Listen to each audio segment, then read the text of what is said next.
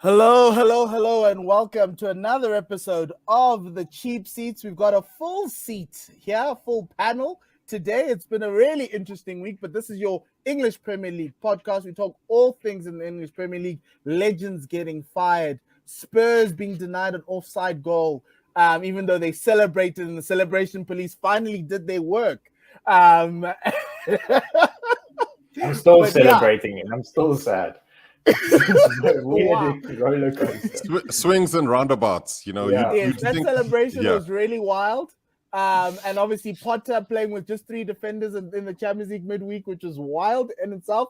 But the other teams, it's a Thursday, so Wahid and I are going to be battling it out in Europa. We're waiting to welcome Barcelona.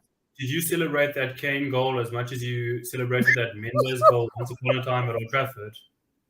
I went mad at the Kane goal, but for other reasons. It was just nice to see Spurs win. So which hurt more, the Mendes goal at Old Trafford or the Kane one last night? Yesterday hurts more just purely because it's more recent. It's most recent. The wound hasn't even started to scab. Okay, let me do some admin here. Remember, we're sponsored by Classic Shirts ZA. Please go to their website and check them out. Kit of the week. Another World Cup contender. Will Lionel Messi in his final World Cup? How can you show an Argentina kit without showing Lisandro Martinez? Come on. Well, on. Considering that Lisandro Martinez, he's just the full stop at the end of the word Argentina. Everything starts and ends with Lionel Messi. Yes, weird. And Paolo. Paolo would have to tap him on his head. That's where he would come up in the frame. How good is that purple kit, though? I mean, as you see, it's flames. Yeah. And that's how Argentina's World Cup campaign is going to go. Yeah. It's up in flames. Yes. So you can go get that kit at the Classic Shirts website. Go to their website at classicshirts.co.za or go to Instagram and find it there and go connect with them there. It is a month or like 5 weeks before the World Cup actually starts. And so, we've got 3 weeks of Premier League action and 5 weeks until Qatar kick off in a weird game where it's supposed to be the second game of the World Cup, but it's actually the first game of the World Cup because they just didn't know how these draws work, which is another reason why the World Cup shouldn't be in Qatar. But hey, look, if you want to send us to Qatar, it's fine. I know there won't be a lot of fans, but I don't mind doing my work from there. I think I can work from Qatar. I'm just not sure about Wahid, but we will talk about that. Guys, this week was a funny one because guys were just my big issue this week was Gerrard got fired before Brendan Rodgers, but Brendan Rodgers managed to turn the ship around. He also got fired before Steve Cooper got fired. But my only question was in Gerrard's sacking was he in over his head? Because for a guy who's played in the Premier League very recently, out of all the managers, how are you? Tell us what you think, Dean. No, let him Paul finish the introduction. So what I said was he's the most recent. He was the most recent in the dressing room of all the managers. Well, as a player, but somehow he managed to create a mutiny at Aston Villa, where even his signings that he loved, like Coutinho, weren't playing for him. It just looked quite messy, and then that loss to Fulham just kind of killed him. I want to start with Dean.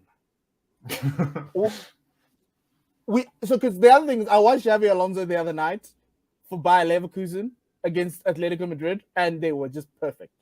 They looked amazing. But that's another story for another day. Gerrard, was he like was it privilege? I mean, so he's gonna give me nonsense about this because I said Gerrard was a better coach than I think Ole, and that I rated Gerrard quite highly. But if you have a look, I mean, if you have to assess whether someone's in over their head, you also have to look at whether or not or how they've performed in previous roles. And I think, fine, it was Scottish football and fine, it's Rangers. But he did do a good job at Rangers. And it's not like he walked into the Premier League into a top 6 side either. I think I see what you're trying there. Dean. Leave Lamps alone. It's unfair to say that Aston Villa is probably Scottish level football, but it's not like he's walking into the top tier of English football and like giving it a bash. Like he walked into a sort of average team that I think he did fairly well in certain periods and he did really poor in other periods. I think that's very clear to say. But I don't think he was in over his head at all. I just think there were certain things that didn't click, obviously, within that Villa side. I think it's not a case of he didn't get the signings he wanted, as you mentioned, the likes of Coutinho coming. It was a massive name to come back to the Premier League. So I just think it's one of those things where, unfortunately, it just didn't click for him within this period. And I mean, there was a lot of times where any of our teams would play Villa, and you would say, well, Villa could win that game, and Villa had beaten a lot of our teams. Chelsea have lost to Villa in fairly recent history. I mean, Liverpool's 7-2 thrashing. So there were good things to Gerrard's tenure as coach. I do think he's not going to be sort of, this is it for him in the Premier League. He will 100% come back. He probably will come back with, again, another mid-tier team. I don't He's see probably him going to go walking. coach Wolves.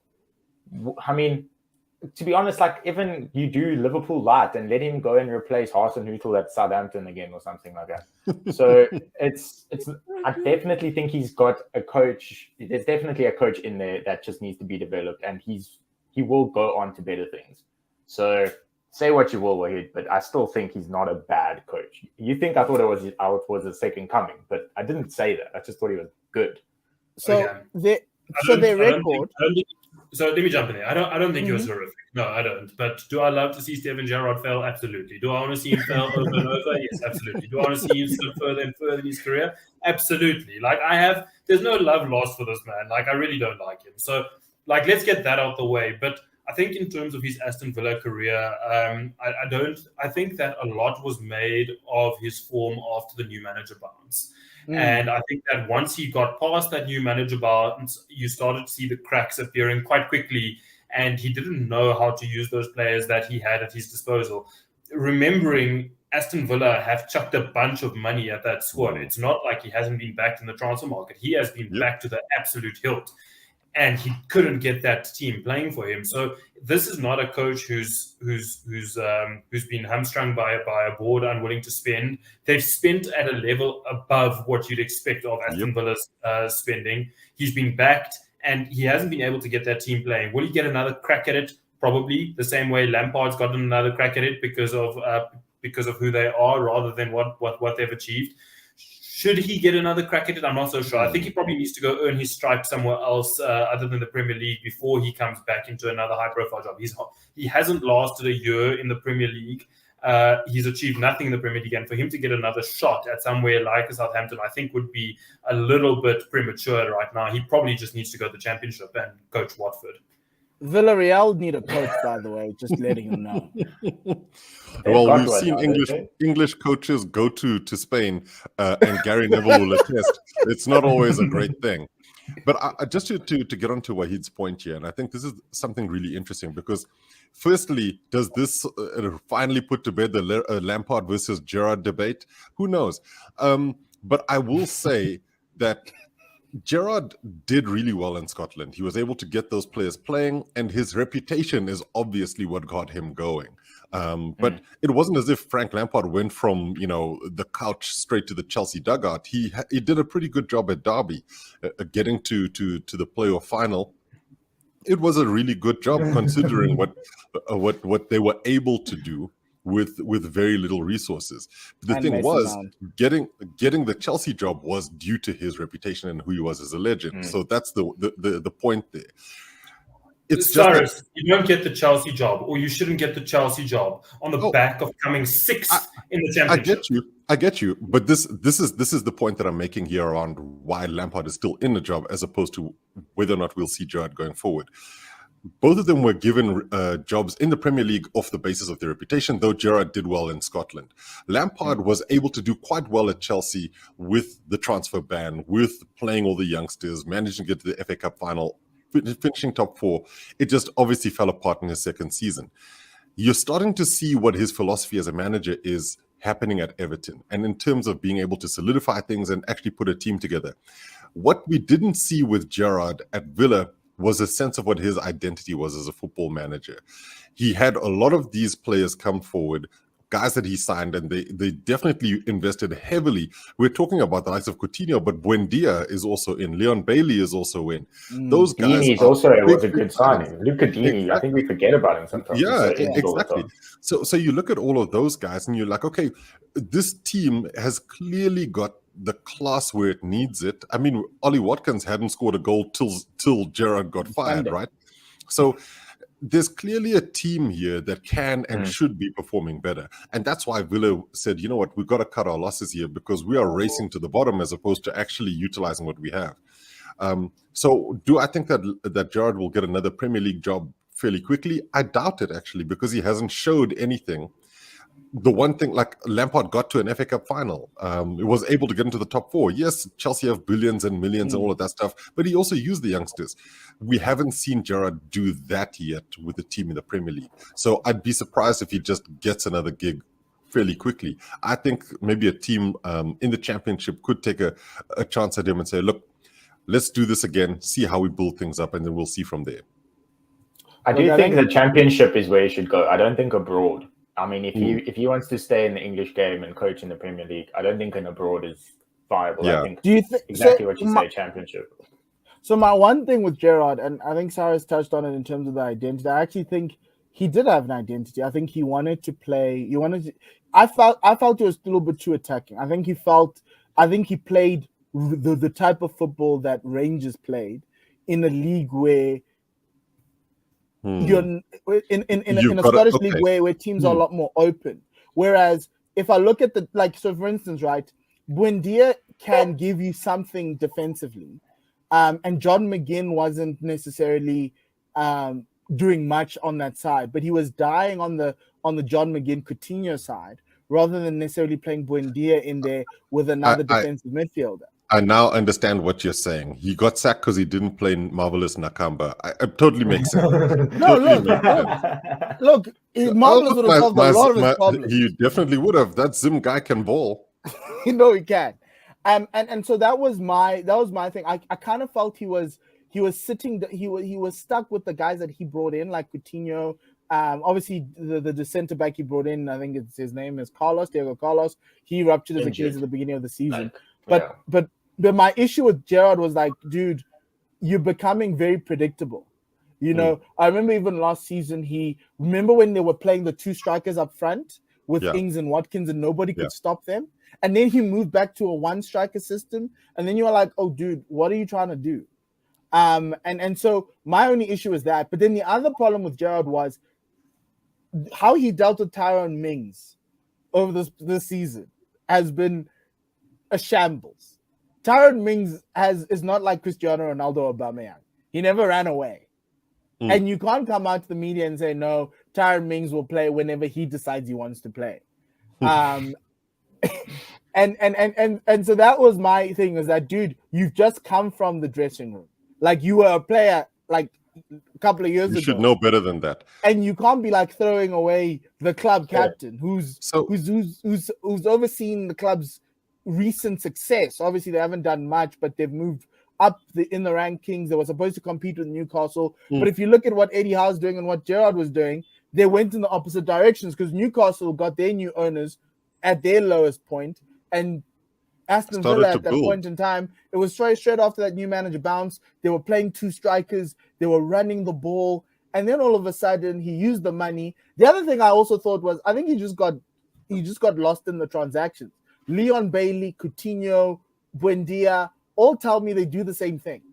They're like the same type of player. But they give you options. They give you options, and that's the thing, is that, yes, they might all be similar somewhat, but the thing is, if one is off form, you should be able to plug another one in, right? And none of them were able to get going. I mean, Coutinho had his great run where he really looked like he was back to his best. Now we're looking at the reasons why Barcelona have activated levers just to get rid of these guys, right? The thing about Gerrard, and what I liked, is listening to that Gary Neville show that he does where he interviewed Steven Gerrard, and Gerrard sounded like a guy who totally understood what it took to talk to the players. And it seems as if it's gotten to the other end where he wasn't able to deal with the player situations. When things were tough, what did he do? And I think that also is important, where you have to have a good number two. And I don't mean that in terms of needing to go to the bathroom. He just needed to have a good assistant who he was able to lean on, who everybody could see, okay, hang on a second. Steve McLaren, yeah, he has also got some really, really interesting input, and he will actually be able to get the players on side. So I look at that side of it, and I think Gerrard is definitely the key contributor to what's happening here. But did he have enough support behind him in order to get this ship moving in the right direction? And you see it with people like Graham Potter, who I've started to warm to. He's got a really good team around him. They're not necessarily all, like big football brains that everybody knows, but these guys have been in and around the game for a long time, and I think they've been really good. So I just haven't seen Gerrard being backed up that way. Good. So to speak to that point, and I know we've all had differing opinions on Ole's reign at Man United, but when he was given the job, he did take that sort of collegiate approach to his coaching staff.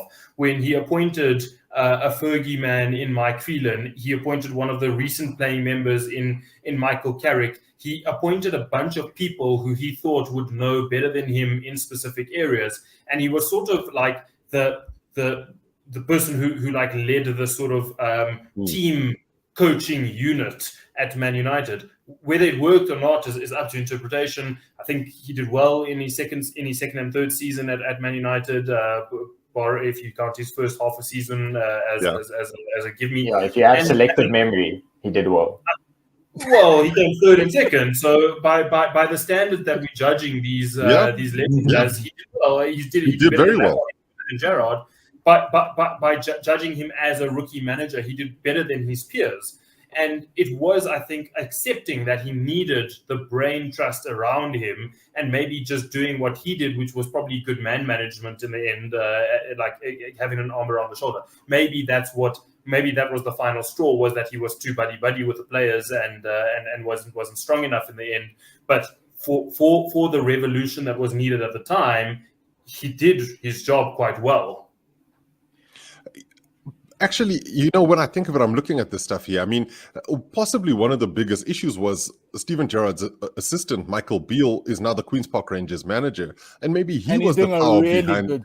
He's doing a fantastic job. Maybe he was the power behind the throne, because Gerrard then went to a veteran in Neil Critchley, and that didn't quite work. But you need to have the right team around you. And I think that seems to be one of the biggest issues with Gerrard. But even then, it's you have to own your style, you have to own your strategy, and if we can then say, okay, fine, when Michael Beale left, and this is Aston Villa's worst period, then it is possibly that maybe Gerrard is missing that ability to be able to own his structure, to be able to adapt to structure, because I found Aston Villa to be a tough team to watch, especially with the players they have.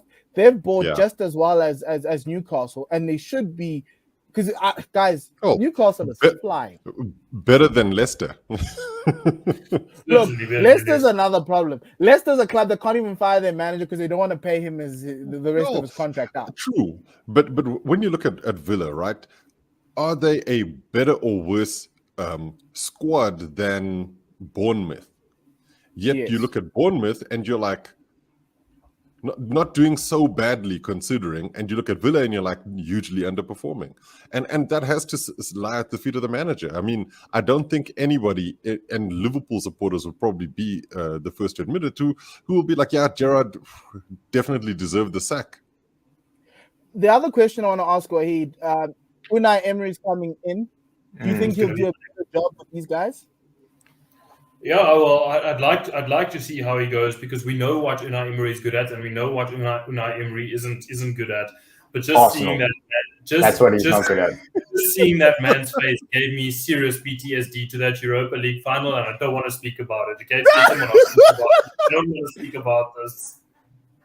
My problem is that I think Aston Villa is the club, like a Villarreal, that Unai Emery could do well at. He would thrive. Succeeding Arsenal straight after was a poison chalice, because everyone was going to compare everything to this man. Like the training ground was said to Arsenal's situations and whatever it is. And I thought the first season and a half he was okay. got Arsenal to the Europa League final. Yes, that kind of. Torreira is the number 10. What are you on about? Yeah, but Dean, do you? Because I look at this, I'm like, this guy took Villarreal to the UEFA League final. Is he the guy to kind of push this Villarreal project for the next 3 years, 4 years? So Villarreal to Villa. Yeah. Dean looks as if he's stuck. Dean frozen. I'm gonna push that to you, Cyrus. I'm happy to go here. Villa. Yeah. Because I actually think that of the managers, the international managers, this might be the perfect person to take over. Because what Emery has done well in the past is work with limited resources and get the absolute most out of some of these players that he's had over the years. And even like you say, those first few years at Arsenal, it was also a bit of a culture shock. I mean, it was exactly the same thing as seeing who succeeded Wade, who succeeded Alex Ferguson as manager at Manchester United. You shall not be named. But you understand what I'm saying. So you go from a Fergie to a Moyes, it's going to be a major problem. And this is then going, like, from Emery's perspective, going back to what he knows. A smaller club who has bigger ambitions than just sitting still. They've got good players in their ranks, and he just needs to be able to extract the very best performances from them. Doesn't he also know Martinez, the goalkeeper? Yes. You know, like there'd be a few players he'd be somewhat familiar with from his time in England and in Spain. And I think that he'll be able to put together a cohesive unit that allows them to all play at the level that they should be at. I must say, I often worry, and the only time I've ever been proven wrong is Thiago Silva, about older players in defense. Ashley Young is consistently playing at Villa, and I just don't understand how he's pushed, because he's fit, but I don't think he's at the level that he was at when he was playing sort of left wing back or left back at United. And that's the kind of thing that Emery's got to look at and say, okay, we've got to move forward and really change things up. And I'd be very, very keen to see what happens. Villa at least showed post Gerrard that they're able to actually go out and score goals. Maybe that's something that Dean can follow up on, having listened to all of it. No, sorry, I heard we were talking about Arsenal and Unai Emery. Yeah, the network. I'm out. Well, out. Look, Celebration Police came and stopped it. But I think for me, and I think we'll move on to the next topic after this. Unai Emery is a very he's very rigid in his style. He wants everyone to be in their positions. He'll tell you, like, this is how your body needs to be. He'll set that team up to win, and he has the attention. That's the word, attention to detail, the phrase. Yeah. And so for me, I think Villa, those players who aren't scrubs are just gonna, if they can listen to a manager like that, I think they'll do quite well. Moving on to the next one, the next topic, we watched Erling Haaland hobble, be taken off at halftime in the Dortmund game in the thing. And my question was, coming out of this, was, as injuries pile up, with 3 weeks to go to the World Cup, are players not going to be as into it, as engaged? Everyone's talking about these teams being leggy, but is it not just, I understand they're playing week in and week out, like 2 games a week, but is it not a situation where guys are like, I've got a World Cup, I'm not willing to put in those hard yards, to get into those hard tackles? Because I'm looking at, and I'm going to start with you, Dean. I'm looking at Tottenham, I'm like, that's a team that's just like, that's the root of our problems, actually. It's Qatar. The World Cup, yeah. World Cup. Because this team doesn't want to run, and like even Arsenal in the second half against Southampton, I was like, Oaks, come on. And so, I mean, Varane yeah, well.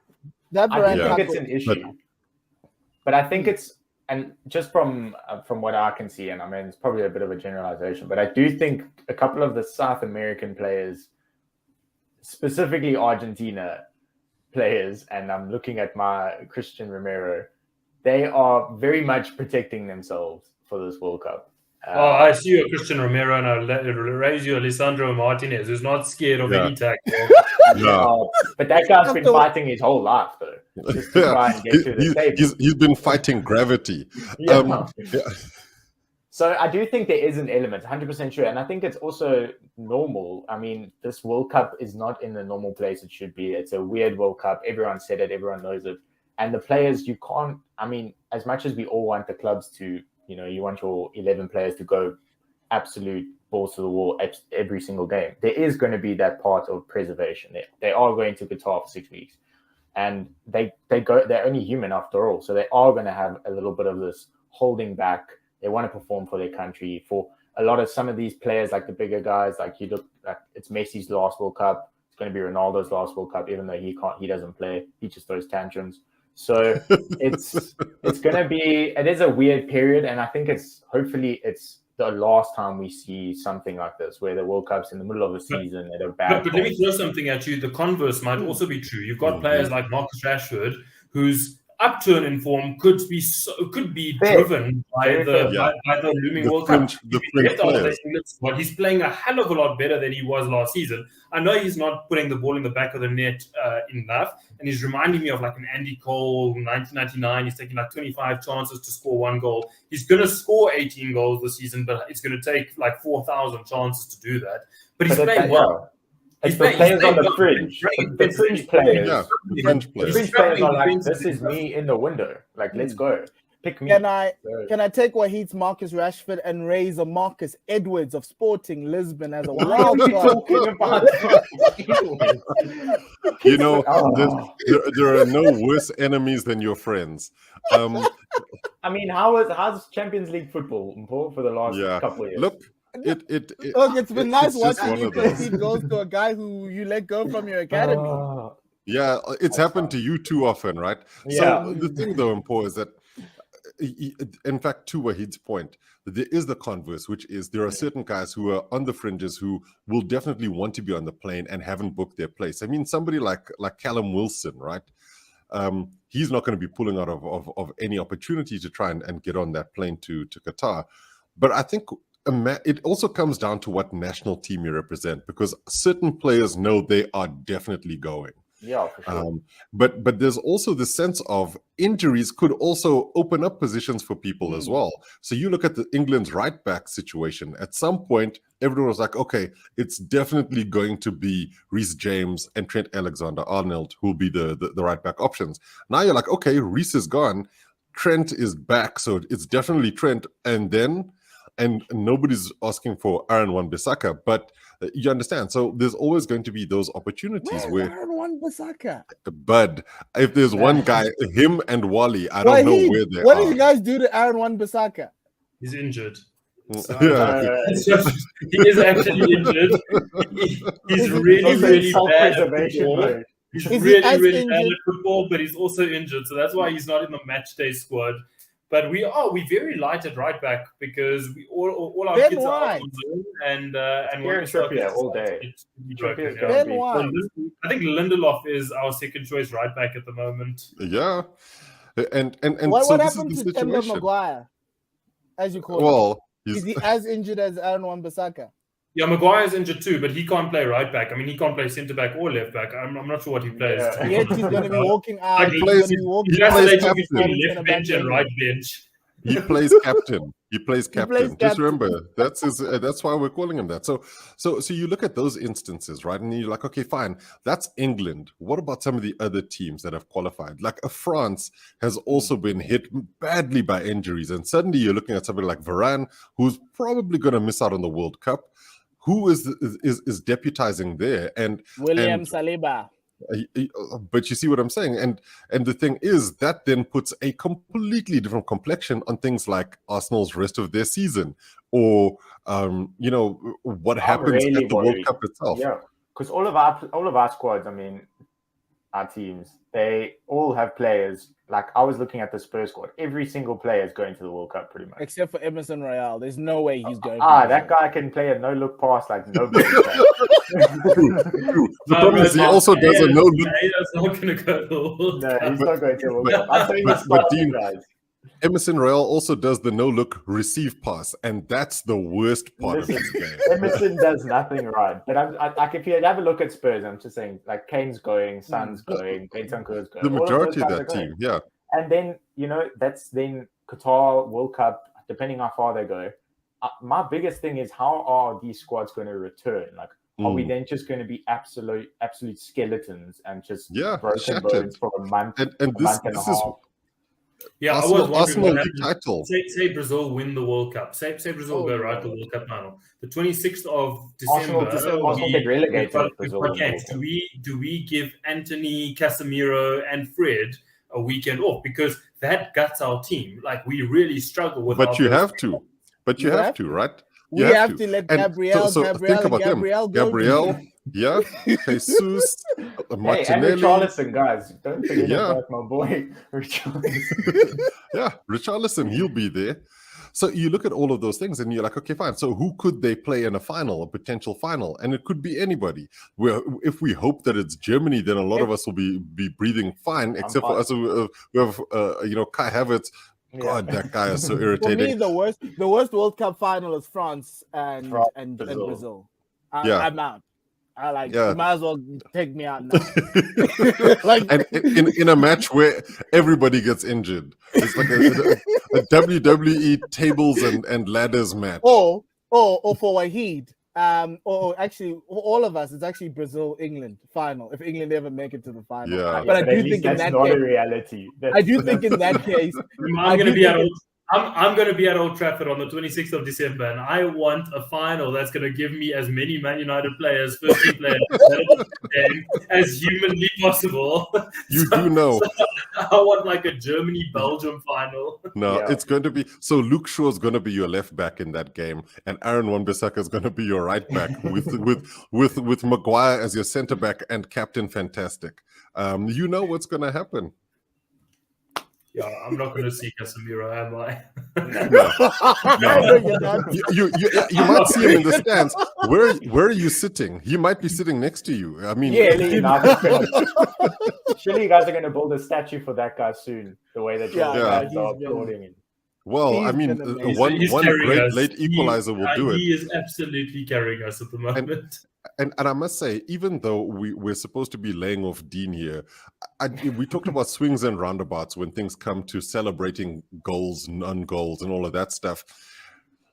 You can get upset about offside decisions, but you can't get upset when your Romero has definitely tried to scalp a player in the box and got away with it. So this kind of stuff. But I never forget, and let me tell you, this is the kind of stuff that comes back to haunt you, because there you are crying. His hair grown back? But even if it has, you will pay for what you did. That's all I'm saying. You will pay for what you did. We spoke to Pogba's mates, and we know what's happening. Speaking about Pogba's mates, Kai Havertz is living the Pogba dream. He really, what's weird though is that he's still beloved by a lot of players, though I just don't see what the end product is. And you can also understand exactly why. Like when Pogba's set to shine, he shines. Havertz scored an absolute worldie. And that's going to give him like another 18 months. Oh, God, I mean, look, and at the end of the day, I'll be okay if he starts scoring those. I can even move my eye away from him to Jorginho, who I absolutely would love to see the back of. But wait, that's Italy's just not me. going to the World Cup, right? No, those guys are going to be sipping on ice cold Peronis and having some great pizza while everybody else is doing their thing. Okay, final one before we go quickly.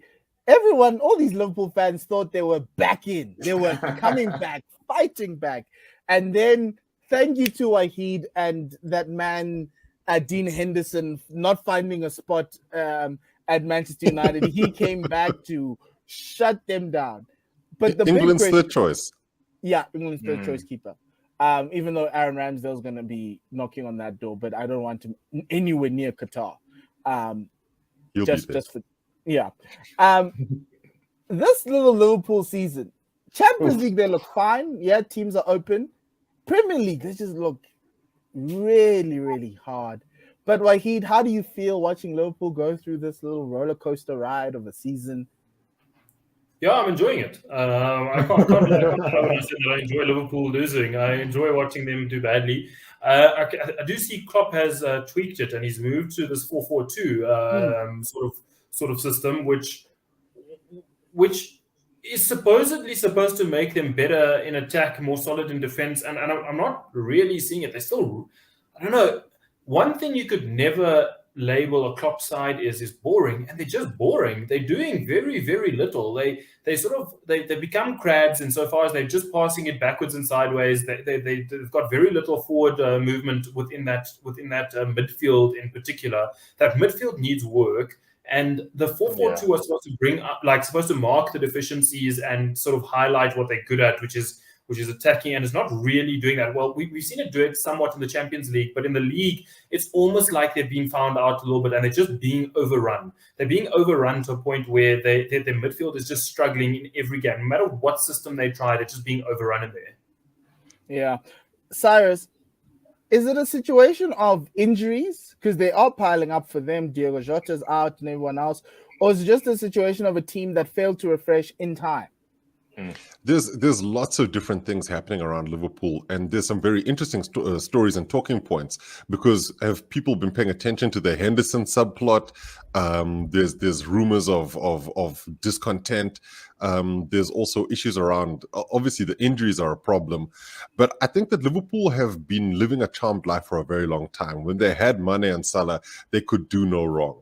You lost one of those guys. And I remember saying this a few years back when I said, when I thought Sadio Mane was going to go to Real Madrid, that once he departs, the entire attacking structure of this team completely changes.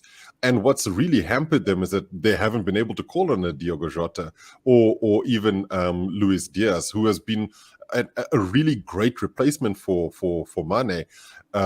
Injury is obviously killing them there. But the main thing is how poorly Fabinho has been playing, because everything starts and stops around what happens in the central midfield area.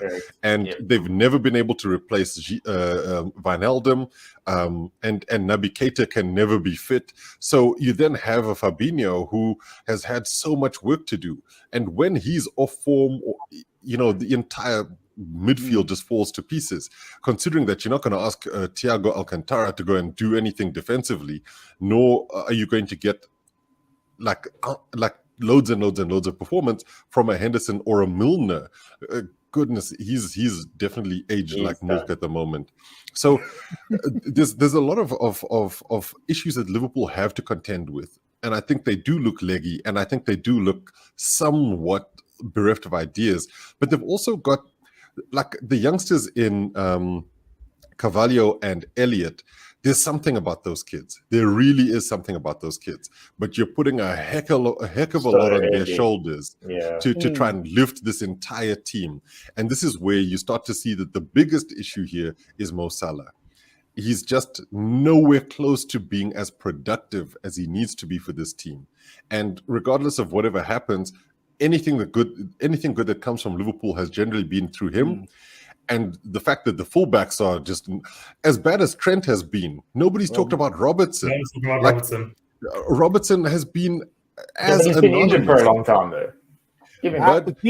Why are you trying to defend? Did you even know he was back? That's also the other thing. So that's just because I like saying tzatziki. It's Tsimikas, and he's not as tasty. I do think that we have to be very clear around a lot of Liverpool's issues are actually, levels upon levels upon levels. And Klopp is having to try and deal with injuries, player issues, what's happening with the formation stuff. I mean, everybody has literally just, the key sign for me is look at how many players are off form at exactly the same time. And that goes from back to front, from Virgil van Dijk to the fullbacks, to the midfielders, to your forwards. That says that there's something. They're relying on Alisson's been okay. He's been okay. But he hasn't been... But, dude, he's been making the same mistakes for years. He's just not had to face all of these kinds of shots because Virgil's been pretty good. In a broken team, don't point to the goalkeeper and say he's being really good. It's like pointing to Man United. You'd know that, yeah. But think about where they would be without Wade. sheer amount of shots they face that make them do it. Look, Think that's about why where I'm they'd be looking at without Kepa. Alisson, though. Like, Yeah. think about without Alisson, he No, saved that penalty against Bowen, West Ham, and he gave the assist to Salah for City. So, like, dude, it's crazy how important he's been. So you look at take Ward, who's the goalkeeper at Leicester, and put him in the Liverpool goal, and you'll see how bad things are. Now, Lord, that's why another the hell shambles. playing he's in Ward? my FPL team, so he's rock solid. Oh No, my but Leicester God. have had like 3 clean sheets, like 4 clean that's sheets. why rock solid. Not because of him, I can safely say. Okay, I think let's just end it at that. Guys, have a great week. Enjoy the Premier League. I know Manchester City play early against Leicester, and I know Arsenal play late. But all I can say is at the end of this weekend, Arsenal will still be on top of the log, so enjoy that. Well, good going. Good going. Outside of that, wait, is Manchester United playing Bruno Guimaraes? Yeah. Oh, they played them, haven't they? No, we played them. We played Yeah. West Ham. We played David Moyes' West Ham. Oh, Yeah, number 17. Relegation threatened West Ham. Okay, that's guys, I'm worried about my game. I'm playing Bournemouth away. So we don't know what Spurs could rock up for that game all the way on the south coast. Perisic as striker. Dean, to give you some inspiration, Arsenal put 5 in that against that side then. Yeah, at Bournemouth away. Liverpool put 9 and then they go and look where they are. Yeah. So it doesn't help. Yeah, but anyway, guys, enjoy the weekend, enjoy the fixtures. We'll be back again with another FPL show later in the day, later in the week, and enjoy the football, Wahid. Have a great time, and we will see you next week, guys, for the final 2 weeks of the half season. Outside of that, goodbye, good night, and lesale kakakiso.